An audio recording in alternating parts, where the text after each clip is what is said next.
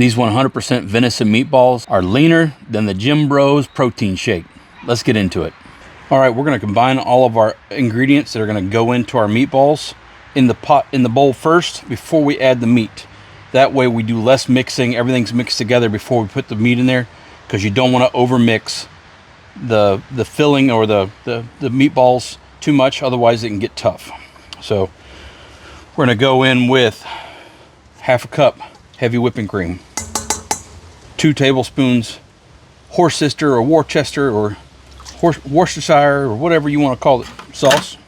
We have a 1/4 cup parsley dried, or 4 tablespoons dry parsley, or fresh parsley if you have it. Fresh is better, but dry is what we got today. And then we're going to take 5 to 6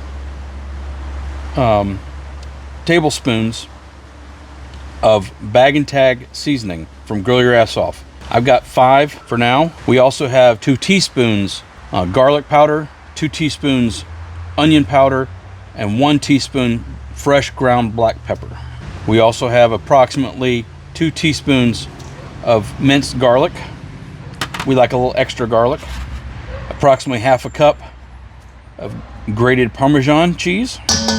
4 eggs. We're going to go ahead and whisk those up real quick. Make it a little easier.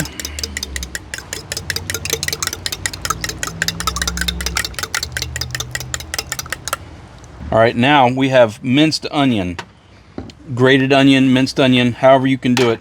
I'm going to drain off some more. I've already run it through a paper towel, squeezed it out once, but I'm going to try and drain off some of this excess moisture that's in it as well as it sits. It'll drain some of that off. Try not to lose any of the onion. But this is 3 onions. You want to try to drain as much as you can of the liquid, because that liquid will just cook out while it's cooking, and it'll help hydrate, but still it can also take some of your seasonings and move them around. So now we're going to take, that's everything except for the meat. So let's go ahead and mix that up real good. Now we're going to add 3 pounds of venison, or whatever your lean protein of choice would be, whether it be grass-fed longhorn, like Chad Tackett from Tackett Family Farms out there. Shout out to Chad. They got grass-fed longhorn, super lean, a lot of protein per ounce. Really good meat for you. We're staying lean because we're cutting carbs, we're getting extra protein, trying to reduce some of the fat intake. All right, so now we've got our 3 pounds of venison in here, and now we're just going to mix ever so gently. We're going to kind of fold it. Got to break that meat up a little bit. You want to make sure it coats everything, but you don't want to mix it too much. You got to find that fine line. One of the reasons we have the cream in there is to tenderize the meat a little bit and help add moisture. All right, that looks pretty well mixed. So we're going to let that sit, and we're going to put that in the fridge for at least 15 to 20 minutes, some even up to 30. And we're going to let that set so that all those flavors can meld together, all the dried stuff can hydrate, and it can flavor the meat and meld together real good and get a good flavor. All right, our mixture's been sitting in the fridge for at least 20-30 minutes now. Now we're going to take and we're going to make our meatballs. So you're looking to make them about 2 to 3 tablespoons in size. And you're going to take them, do like so.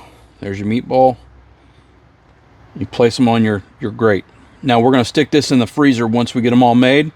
Let them firm up a little bit more before we cook them, so that way they hold their shape better while they're cooking, and that way they don't sag any as they're cooking. You can put these directly on the foil or parchment paper if you want to. However, when they drain, when they cook, they'll end up with a coagulation of fats and seasonings and juices and stuff that will come out of it. So you may not want it sitting in that, because it just doesn't look as appealing. This way they'll drain and yet cook.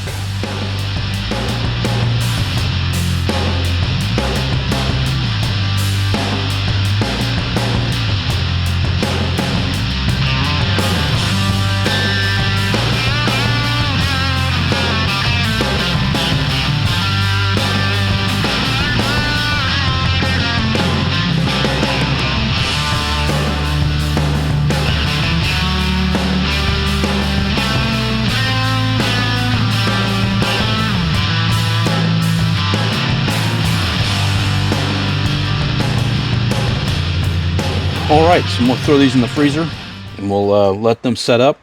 Go ahead and get our, it takes about 15 to 20 minutes minimum to get them firm up, maybe 30 minutes. Let them firm up. While we'll get our cooking source prepped.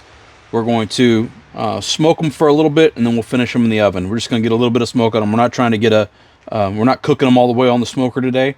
But you can use it at home. You can stick them right in the oven. You can stick them in an air fryer, or you can do them all on your grill at home. You just got to do high heat for cooking them. So we're just going to put a little bit of smoke on them, and then we'll get them in the oven.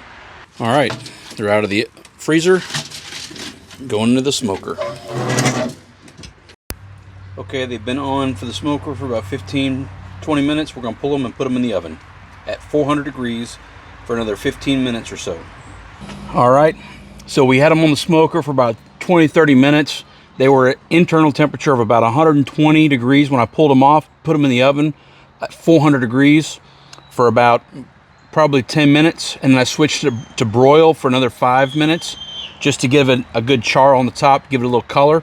And these are done. We're gonna let them cool a little bit, and we're gonna plate them up. We'll give them a taste. Well, here they are, these venison meatballs. Smell amazing. Nice crust on the outside, soft on the inside.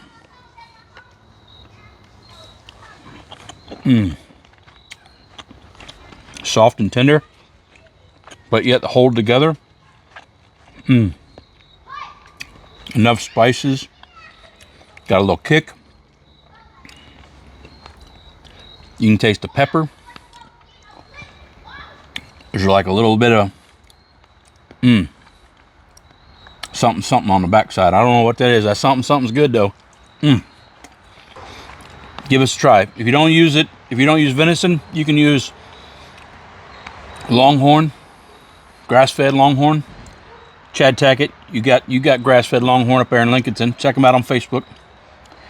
Or you can get some lean ground beef. But I prefer venison. Not gamey at all, man. The onion, the garlic, it's all good, man. Check them out, man. Make this.